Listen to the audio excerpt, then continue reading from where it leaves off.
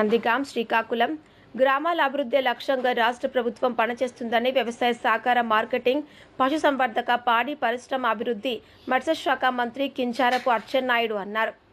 టెక్కలి నియోజకవర్గం నందిగాం మండల పరిధిలోని పలు గ్రామాల్లో ఆదివారం విస్తృతంగా పర్యటించారు.